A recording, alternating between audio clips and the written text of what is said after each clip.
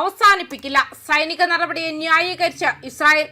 ലെബനനിലെ ഭീഷണികൾ ഇല്ലാതാക്കാൻ ഇസ്രായേൽ സൈനികർക്ക് നിയന്ത്രണങ്ങൾ ഇല്ലാതെ പ്രവർത്തിക്കാൻ സ്വാതന്ത്ര്യമുണ്ടെന്ന് ഇസ്രായേൽ പ്രതിരോധ മന്ത്രി ഇസ്രായേൽ കാറ്റ്സ് ഞായറാഴ്ച വ്യക്തമാക്കി.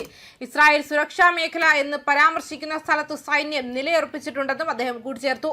തെക്കൻ ലെബനനിലെ തങ്ങളുടെ സൈനികർക്ക് നേരെ ഇറാൻ പിന്തുണയുള്ള സംഘം പ്രയോഗിച്ച പ്രൊജക്ടൈലുകളോടുള്ള പ്രതികരണമായാണ് ആക്രമണമെന്ന് ഇസ്രായേൽ വ്യക്തമാക്കി.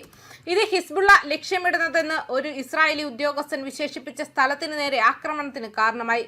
ഫെബ്രുവരി അവസാനം ആരംഭിച്ച യുദ്ധം അവസാനിപ്പിക്കുന്നതിനുള്ള ഒരു ചട്ടക്കൂടിൽ വാഷിംഗ്ടണും ടെഹ്റാനും ഒപ്പുവെച്ചതിനെ തുടർന്ന് മേഖലയിലുടനീളം പിരിമുറുക്കം വർദ്ധിപ്പിച്ചതിനെ തുടർന്ന് ഞായറാഴ്ച സ്വിറ്റ്സർലൻഡിൽ അമേരിക്കയുമായുള്ള സമാധാന ചർച്ചകൾക്ക് ലെബനൻ കേന്ദ്ര ബിന്ദുവാണെന്ന് ഇറാൻ ഉദ്യോഗസ്ഥർ പറഞ്ഞു. ഇസ്രായേൽ സൈന്യം തെക്കൻ ലെബനന്റെ ചില ഭാഗങ്ങൾ ആക്രമിച്ചു. ലെബനനിൽ ഇസ്രായേൽ സേനയുമായി പോരാടാൻ അവകാശമുണ്ടെന്നും എന്നാൽ വടക്കൻ ഇസ്രായേലിനെതിരായ ആക്രമണങ്ങൾ നിർത്തുമെന്നും ഹിസ്ബുള്ള വാദിക്കുന്നു. തെക്കൻ ലെബനനിലേക്ക് ഏകദേശം 10 കിലോമീറ്റർ വ്യാപിച്ചു കിടക്കുന്ന സുരക്ഷാ മേഖല എന്ന് വിളിക്കുന്ന എല്ലാ സ്ഥാനങ്ങളിലും ഇസ്രായേൽ സൈന്യം തുടരുമെന്ന് കാറ്റ്സ് വ്യക്തമാക്കി. വടക്കൻ ഇസ്രായേലി സമൂഹങ്ങളെ സംരക്ഷിക്കുന്നതിനാണ് അങ്ങനെ ചെയ്യുന്നതെന്ന് ഇസ്രായേൽ പറയുന്നു. ലെബനനിലെ പ്രചാരണത്തിൽ IDFന്റെ എല്ലാ നേട്ടങ്ങളും സംരക്ഷിക്കപ്പെടുന്നു. ലെബനനിലെ യെല്ലോ ലൈനിലൂടെയുള്ള സുരക്ഷാ മേഖലയിൽ നമ്മുടെ സൈന്യത്തെ വിന്യസിക്കുകയും അവിടെ നിന്നും തീവ്രവാദികൾക്കും തീവ്രവാദ അടിസ്ഥാന സൗകര്യങ്ങൾക്കുമെതിരെ അകത്തേക്ക് പ്രവർത്തിക്കുകയും ചെയ്യുന്നുവെന്നും അദ്ദേഹം പ്രസ്താവനയിൽ വ്യക്തമാക്കി. അതേസമയം ശനിയാഴ്ച ഗാസയിൽ നടന്ന ഇസ്രായേലി ആക്രമണങ്ങളിൽ 2 കുട്ടികളും ഒരു അൽ ജസീറ ക്യാമറമാനും ഉൾപ്പെടെ 6 പേർ കൊല്ലപ്പെട്ടതായി പലസ്തീൻ ആരോഗ്യ ഉദ്യോഗസ്ഥർ വ്യക്തമാക്കി. ഒക്ടോബറിൽ ഇസ്രായേലും ഹമാസും തമ്മിൽ വെടിനിർത്തൽ പ്രഖ്യാപിച്ചിട്ടും ഈ മരണങ്ങൾ സംഭവിച്ചു. ഗാസയിലെ ആരോഗ്യ മന്ത്രാലയം പറയുന്നതനുസരിച്ച് 1000-ലധികം പലസ്തീനികൾ കൊല്ലപ്പെട്ട ദിവസേനയുള്ള ഇസ്രായേലി ആക്രമണങ്ങൾ ഗാസയിൽ തുടരുകയാണ്. ശനിയാഴ്ച വൈകുന്നേരം മാത്രം 3 ഇസ്രായേലി ആക്രമണങ്ങളിൽ 4 പേർ കൊല്ലപ്പെടുകയും കുറഞ്ഞത് 1 ഡസനോളം പേർക്ക് പരിക്കേൽക്കുകയും ചെയ്തതായി ഗാസയിലെ ആശുപത്രികൾ അറിയിച്ചു. ഒരു സംഭവത്തെക്കുറിച്ച് അന്വേഷിക്കുകയാണെന്ന് ഇസ്രായേൽ സൈന്യം പറഞ്ഞു.